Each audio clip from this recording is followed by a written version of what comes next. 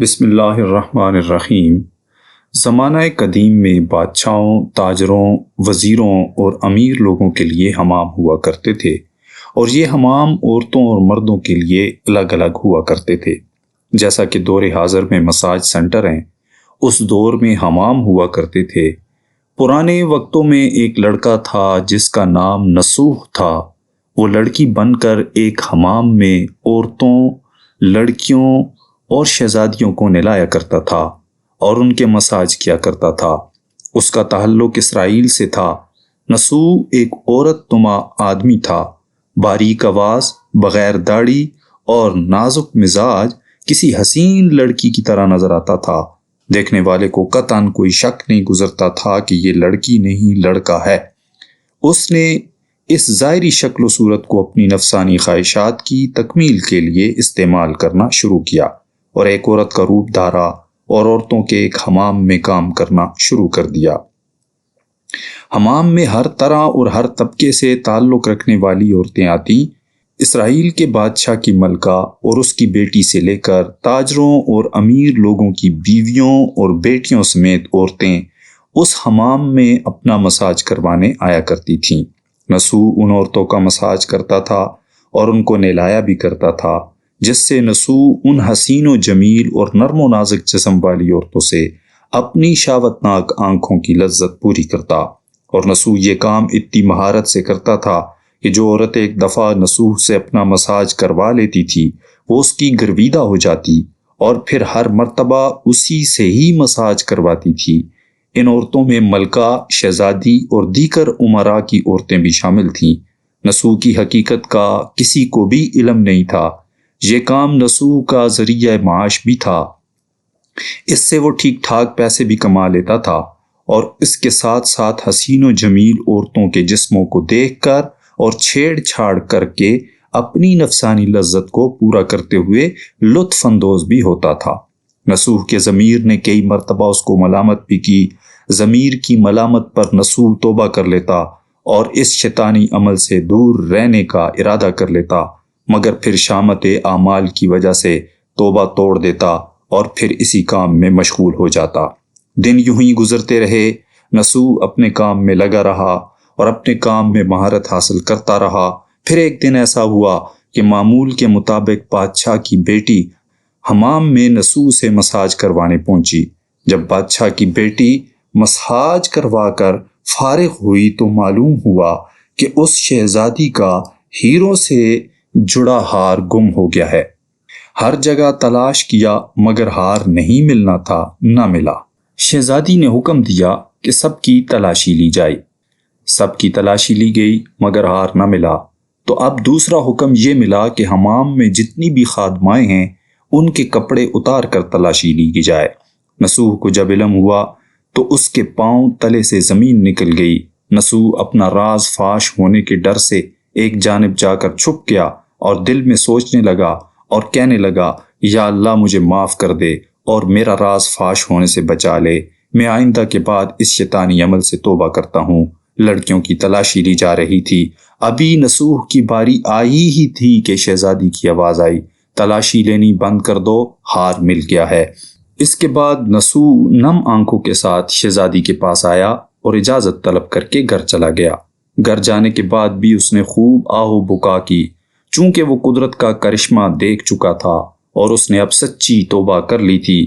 اس نے حمام جانا بند کر دیا، جس کی وجہ سے کافی دن بعد شہزادی نے نسوح کی غیر موجودگی کی وجہ سے اسے پیغام بھیجا اور حمام میں آ کر مساج کرنے کا کہا، لیکن نسوح نے اس بہانے سے بات ٹال دی کہ اس کے ہاتھوں میں درد ہے، جس کی وجہ سے وہ مساج نہیں کر سکتا۔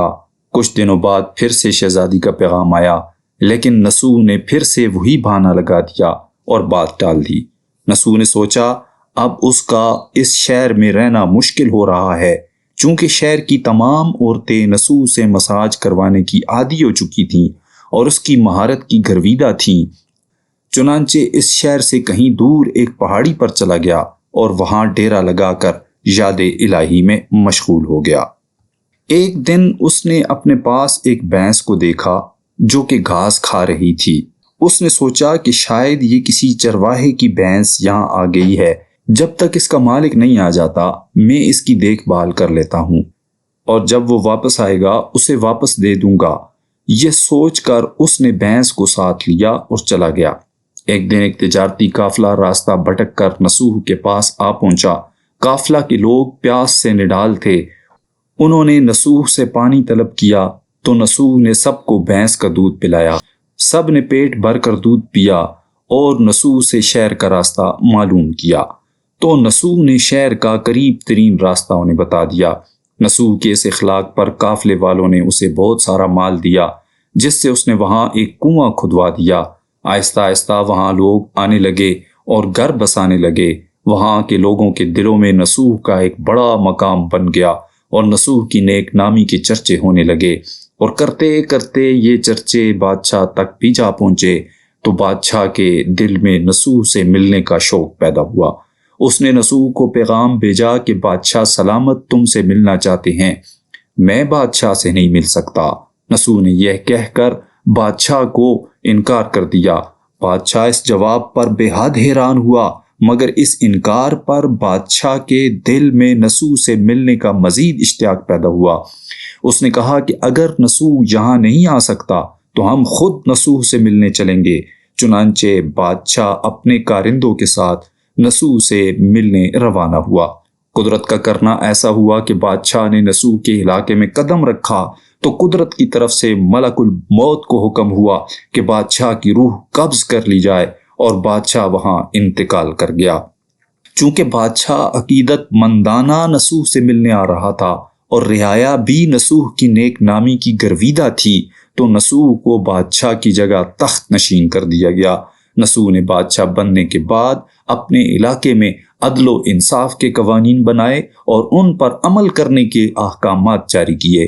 پھر وہ شہزادی جس کا نصوح حمام میں مساج کیا کرتا تھا اور اسے نہلایا کرتا تھا، اس سے اس کی شادی کر دی گئی اور وہی ملکہ کے عہدے پر فائز ہو گئی۔ ایک دن نصوح اپنے محل میں بیٹھا لوگوں کو نیکی کا درس دے رہا تھا کہ ایک شخص بولا کہ جناب کچھ سال پہلے میری بھینس گم ہو گئی تھی۔ میں نے اسے تلاش کرنے کی بہت کوشش کی لیکن وہ مجھے مل نہ سکی، میری مدد کریں۔ نصوح نے اس شخص کو جواب دیا کہ تم بالکل بھی فکر نہ کرو، تمہاری بھینس میرے پاس ہی ہے۔ آج میں جو بھی ہوں تمہاری اس بھینس کی وجہ سے ہی ہوں۔ اس پر نصوح نے اپنے کارندوں کو حکم دیا کہ میری دولت میں سے آدھا حصہ اس بھینس کے مالک کو دے دیا جائے اور اسے اس کی بھینس بھی لوٹا دی جائے۔ اس پر وہ شخص بحکم الہی کہنے لگا کہ اے بادشاہ جان لو کہ نہ تو میں انسانوں میں سے ہوں اور نہ ہی وہ بھینس جانور ہے، ہم دونوں فرشتے ہیں اور اللہ تعالیٰ کی طرف سے تمہارا امتحان لے رہے تھے، اور یہ سارا مال تمہیں مبارک ہو۔ یہ سب کچھ سچی توبہ کرنے پر تمہارے انعام کے طور پر تمہیں عطا کیا گیا ہے۔ اس کے بعد وہ دونوں فرشتے غائب ہو گئے۔